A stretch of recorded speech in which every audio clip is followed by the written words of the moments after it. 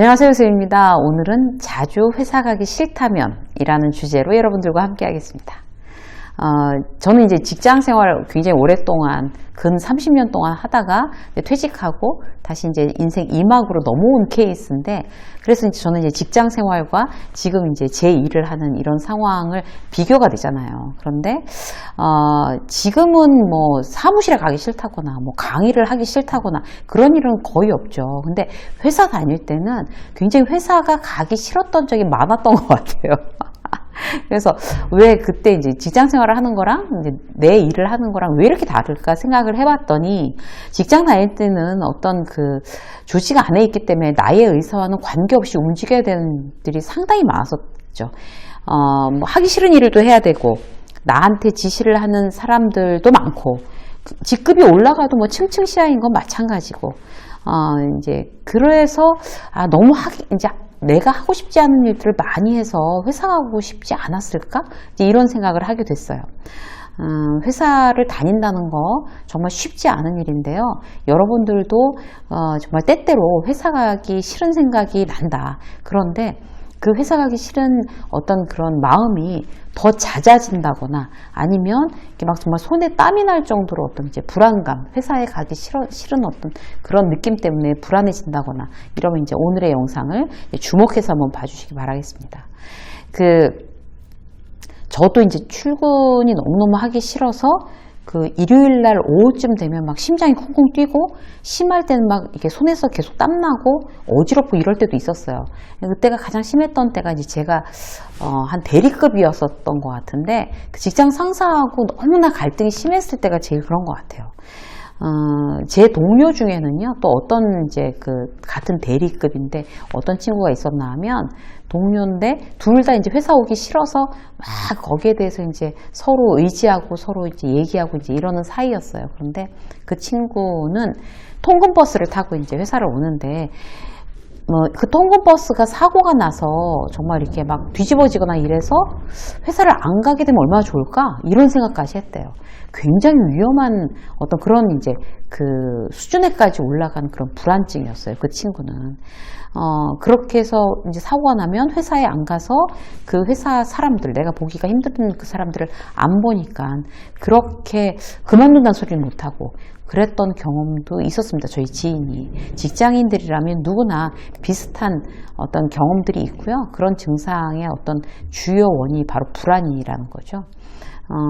직장인의 불안은 사실 팩트를 근거로 하진 않습니다. 보통 이제 뭐 지나친 어떤 그런 자기 위주의 어떤 평가, 자기 능력을 뭐 과소평가한다든지 어떤 이런 자기 판단, 자기 상상, 자기의 어떤 정확하지 않은 예측 때문에 불안감에 시달리는 직장인들이 아주 많습니다.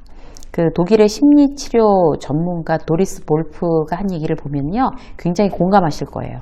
나에게 닥친 그 상황이 정말로 불안의 이유가 되는지 점검해야 한다. 점검하지도 않고 불안이 시키는 대로 따르기만 한다면 앞으로도 절대 불안을 이기지 못할 것이다 라고 했습니다. 그런 의미에서 오늘은요, 이런 어떤 정말 직장 생활을 하지만 직장 가기 싫은, 너무너무 불안한 그런 어떤 불안 극복을 위한 몇 가지 프로세스를 소개해 볼까 해요. 그래서 오늘도 불안하고 계속 불안하고 회사 가기 싫고 그만두고 싶은데 가족들 때문에 참아, 가족들을 실망시킬까 봐 그렇게 못하겠고, 혹은 이 회사 그만두면 또 좋은 데 갈 자신도 없거나, 그래도 이만한 데가 없지 싶어서 막 가기 싫은데 불안해하면서 회사를 가고 있는 여러분들을 위한 불안 극복 프로세스입니다. 자, 첫 번째. 여러분들을 회사 가기 싫게 만들고 불안하게 하는 그런 요소들을 다 일단 적으세요. 첫 번째가 이거예요. 예를 들어서 이런 거죠. 직장 상사가 나한테 너무 짜증내고 혼내고 무시하는 게 너무 무섭다. 그래서 가기 싫다. 또는 동료들 보는데 어떤 이제 나의 어떤 그런 뭘 잘 못해서 창피당할까봐 그래서 굉장히 불안하다. 또는 진급에서 누락될까봐, 이달 실적 다 못 채울까봐, 거래처의 거래가 상반기에 끊어질까봐, 그 책임을 내가 뒤집어 쓸까봐, 인사발령 직전인데 좌천될까봐, 또 면 팀장, 지금 팀장인데 이제 능력을 인정받지 못해서 면 팀장 될까봐 이래가지고 불안해하는 그런 분들도 많죠. 그런 것들을 다 일일이 적으세요. 그냥 생각만 하고 막연하게 불안해하는 거하고 직접 적는 거하고 대단히 다릅니다. 자, 두 번째는요. 그럼 이제 적어놨으면 그 불안의 감정을 이제 그룹핑을 하는 게 중요해요.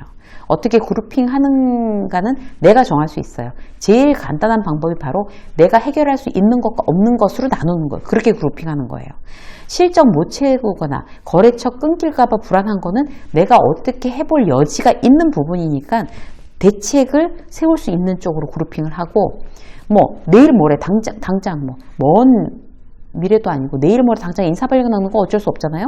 뭐 내일 모레 당장 면 팀장 될까 불안해하는 건 어쩔 수 없는 거잖아요. 이미 결정되어 있는 일인데 좌천되는 것도 어쩔 수 없는 일이에요. 그건 어쩔 수 없는 걸로 그룹핑. 그래서 불안한 감정을 이제 그렇게 그룹핑을 해놓는 게 두 번째 단계. 세 번째는요. 자, 최악의 결과를 이제 생각하고 대처할 방법을 고민하는 거예요.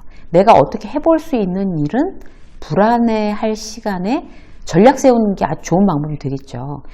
실적을 이제 굉장히 실적이 미달돼서 이제 책망 받을까봐, 질책 받을까봐 불안하다. 그러면 자, 100%는 못 채우더라도 최대한 내가 만회할 수 있는 방법은 뭐냐? 이달이 다 가기 전에 이제 액션 플랜을 짜는 거죠. 불안해할 시간에. 내일부터 매일 내가 이제 세일즈를 하는 사람이면 매일 전화 10통 했으면 자, 50통씩 하자. 그러면 이제 급하게 컨택 수를 5배로 늘려버리자. 고객하고 컨택 수를. 그게 이제 내 전략이다. 액션 플랜 짜는 거예요. 그럼 불안감은 점차 줄어듭니다. 아무것도 안 하면서 불안해하기만 하면 뭐가 해결이 되겠어요. 어떻게 해볼 수 없는 일은 이제 최악의 결과를 생각을 하고 이것조차 나의 대처 방법으로 이제 고민을 해봐야 되는 거죠. 좌천됐어요. 그럼 최악으로 그럼 좌천됐다. 그래, 아니면 진급이 3년째 또 누락될 거다. 라고 하면 그럼 그 최악의 결과에 난 어떻게 대처할까? 그건 회사를 그만두라는 사인인데 그러면 난 뭘 할 건지, 창업할 건지, 이직할 건지, 창업을 한다면 그럼 뭘 할 건지 구체적으로 공격적으로 전략을 세우는 거죠. 불안해서 가만히 있는 것보다는 잠 못 자고 그런 것보다는 실제로 뭐 정보를 찾고 요즘 잘 되는 게 뭘까? 정보 찾고 좀 똑같이 잠을 어차피 못 잘 바에야 그렇게 하는 게 불안감을 떨치는 가장 적극적인 방법이 되겠습니다. 자, 네 번째는 뭘까요? 자기만의 불안 해소법을 만들어내는 거예요. 저 같은 경우는 불안할 때 계획을 세워요. 지금 아까 세 번째로 말씀드린 것처럼 전략을 세워요. 그리고 이제 시작해요. 그 일을 바로. 그게 저의 가장 좋은 불안 해소법이에요. 그냥 생각만 하고 누워있어 뒤척뒤척 하거나 뭐 다른 TV 보면서도 막 눈으로는 TV를 보고 있는데 머리는 계속 불안하다. 이렇게 하면 아무것도 좋아질 게 없잖아요. 예를 들어서 이제 예전에 지금은 너무 감사하게도 이제 강의를 잘하고 있지만 초창기에는 강의 시작하는 일조차 활성화되지 않아서 굉장히 힘들었어요. 근데 제가 이제 전혀 알려지지 않았으니까 뭘 어떻게 해야 되는지 그런 불안한 시기가 있었어요. 그럴 때 난 어떡하지? 강의를 해야 되는데 왜 아무 데서도 연락이 오지 않지? 라고 불안해하는 게 아니라 강의안을 만들려고 이제 공부를 시작한 거예요. 그러니까 좋은 강의가 준비되어야 강의가 들어오지. 이제 이렇게 생각하면서 불안의 원인을 이미 인지하고 그것에 대응한 액션 플랜을 짜는 거 굉장히 중요합니다. 그걸 실천하는 게 불안을 해소할 수 있는 아주 좋은 방법이죠. 여기에 이제 여러분들은 이제 어떤 다른 여러 가지 해결 방법, 자기만의 해결 방법이 있을 수 있어요. 막 따뜻한 차, 뭐 그런 거 이제 차 중에서도 굉장히 이제 릴렉스 할 수 있는 그런 차들이 있잖아요. 그런 거를 마신다든지 그것도 도움이 되고요. 무엇보다 저는 이제 크리스찬이니까 저는 이제 저 같은 경우는 기도를 한다든지 아니면 크리스찬이 아니신 분들은 또 명상하는 걸로 불안감을 이렇게 없애는 분들도 계세요. 아무튼 간에 내가 어떻게 해야 불안감이 사그러든다는 거를 이것저것 샘플링 해보면서 찾아내서 그걸 이제 하는 거죠. 자, 한 가지만 더 말씀을 드리면 기록하는 거예요. 하루만 불안하고 말면 뭐가 문제가 되겠어요. 불안의 요소는 하루아침에 해소되지 않습니다. 그러니까 그런 어떤 불안한 부분이 날마다 나아지고 있다, 해결되고 있다. 그런 증빙이 굉장히 도움이 되거든요. 그래서 아무리 조그만 거라도 내가 오늘 더 발전된 부분을 노트에 기록하는 거예요. 그러니까 제가 이제 초창기에 강의가 없어서 힘들어서 불안했던 그 시절에 했던 게 바로 그래 나는 매일매일 나아지고 있어. 공부하는 거죠. 강의를 더 잘하기 위한 뭔가 그런 발전적인 그런 그 길로 계속 걸어나가고 있어 라는 게 나를 덜 불안하게 하는 거죠. 또 예를 들어볼까요? 직장 상사하고 사이가 너무 안 좋아요. 밥도 같이 안 먹어요. 불편해요. 나를 못마땅해 하는 것 같아요. 그래서 불안하다는 거예요. 그러면 못마땅해 한다는 것에 대한 원인 분석을 기록하는 거예요. 나를 왜 못마땅해 할까? 내가 인사를 잘 안 해서 아침에 늦게 와서 지난번에 한번 보고서를 늦게 냈더니 그게 원인인가? 그럼 이제 원인을 다 적고 기록하는 거예요. 그리고 나서 그 원인을 다 걷어내려고 자 그럼 노력을 해보자. 자 오늘 나 이제 근태 제대로 한다.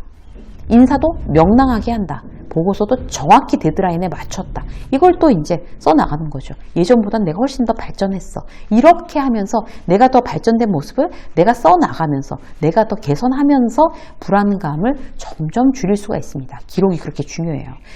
기록이 또 중요한 이유는 뭔가 하면 기록하자 마음 먹으면 기록하기 위해서라도 성장하고 발전하는 노력을 더 적극적으로 할 수가 있습니다. 그래서 더 효과적이라는 거죠.